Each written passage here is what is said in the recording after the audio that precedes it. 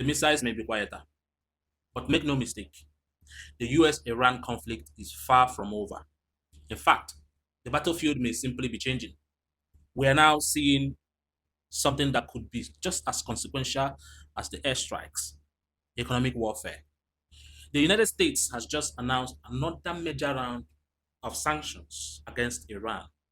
Washington's latest package targets nearly 60 Iranian-linked individuals, companies, and vessels, including networks connected to Iranian oil, weapons, and other military activities. The US is also warning businesses and countries that continue to do business with Iran that they themselves could fix secondary sanctions.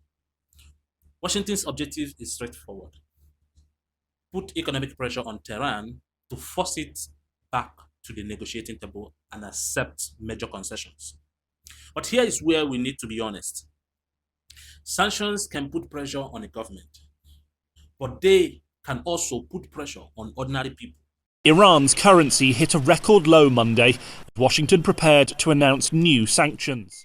The rial dropped to 2.02 million to the US dollar as trading opened on informal currency markets. The currency had already been under pressure before the US and Israel attacked Iran, as the country faced double-digit inflation and negative growth, but has repeatedly hit new lows as nearly 6 months of war have taken an even greater toll. US Treasury Secretary Scott Bessent is expected to announce the new measures, which the US government has described as an unprecedented level of economic warfare and isolation. US President Donald Trump has called the measures an economic D-Day, aiming to force Iran's leadership to cave to demands to end its nuclear program and fully reopen the Strait of Hormuz. Iran is already feeling economic pain.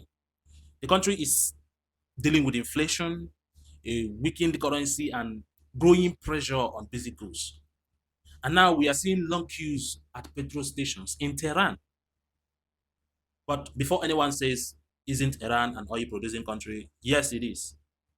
Iran has a substantial domestic refining industry. Iranian authorities put gasoline consumption at roughly 135 million liters per day, compared with production of around 121 million liters. That's a gap of roughly 14 million liters every day.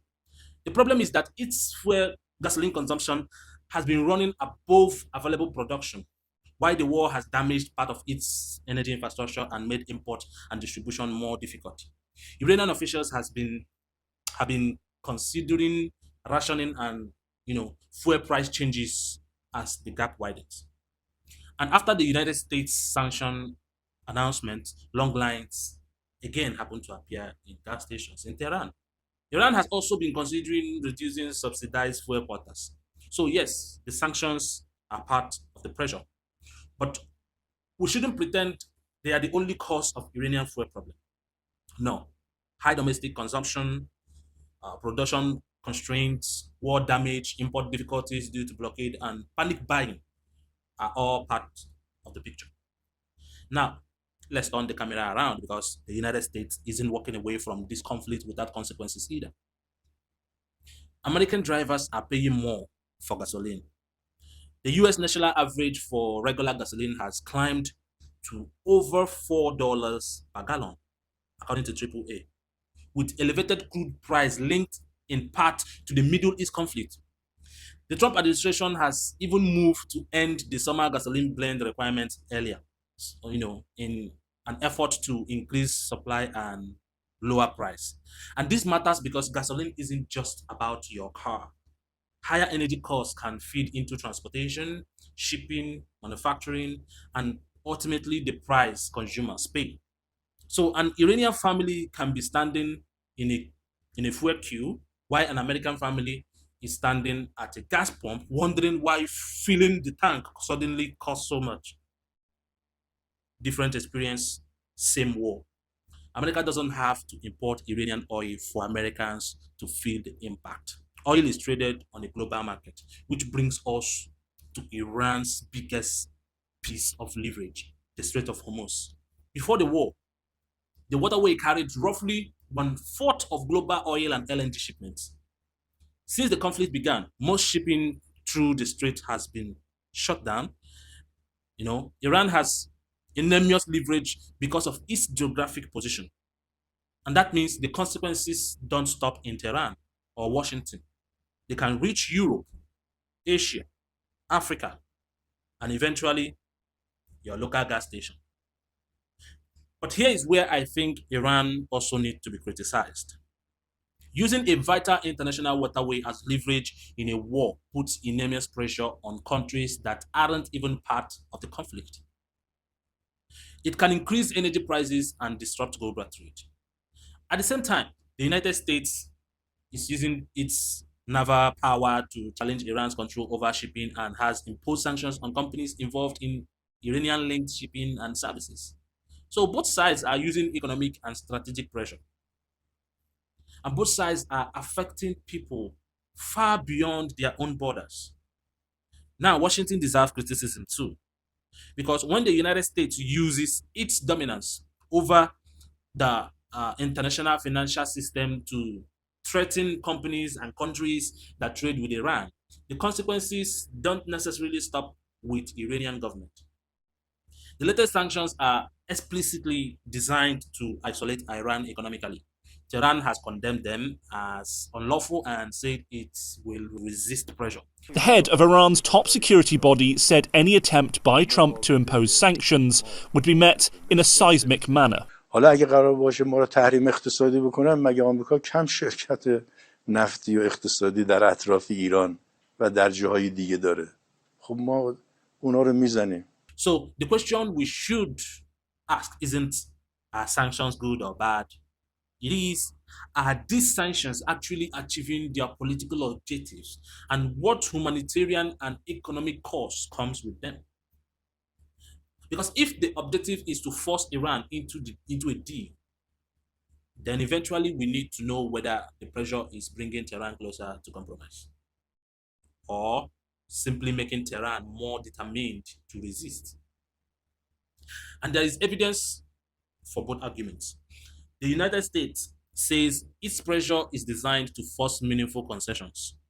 Iran says the pressure is an act of economic aggression and has vowed to fight back. Meanwhile, diplomacy isn't completely disappeared because Iran and Oman are now discussing a temporary navigation corridor through the Strait of Hormuz, including mine clearance arrangement, removing the mines from the waterways. But Iran says the strait will not fully reopen while the US blockade remains in place. And that tells us something important. The door to diplomacy is still open, but not exactly wide open. Both sides are trying to negotiate while maintaining leverage. Washington has sanctions, Iran has geography and Strait of Hormuz, America has military power, Iran has the ability to make the conflict extremely expensive. And ordinary people are caught somewhere in the middle. So who is winning? Honestly, that's not even the most important question anymore. Because Iran is paying a price. Americans are paying a price. And the global economy is paying a price. And there is another group we shouldn't forget.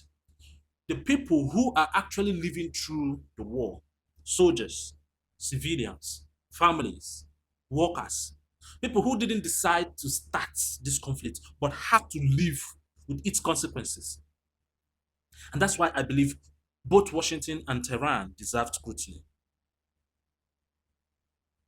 Iran should be held accountable for its military action and for using strategic waterway as leverage. The United States should be held accountable for the consequences of its military campaign, blockade, and sanctions. And neither side should get a free pass simply because we happen to agree with its political narrative. That is what global truth should be about. Not defending America, not defending Iran, not repeating propaganda from either side, but asking the uncomfortable questions. Are the sanctions working? What is the humanitarian cost? What happens to American consumers? What happens to Iranian families? And most importantly, what will actually bring this war to an end? Because missiles can destroy infrastructure, sanctions can squeeze economies, blockades can disrupt trade, but none of them can create peace by themselves. Eventually, someone has to sit across the table from the other side and negotiate, right? And perhaps that's where the conflict ultimately has to go. The war isn't over. It has simply taken a different phase. This is Global Truth. Fact today, truth always.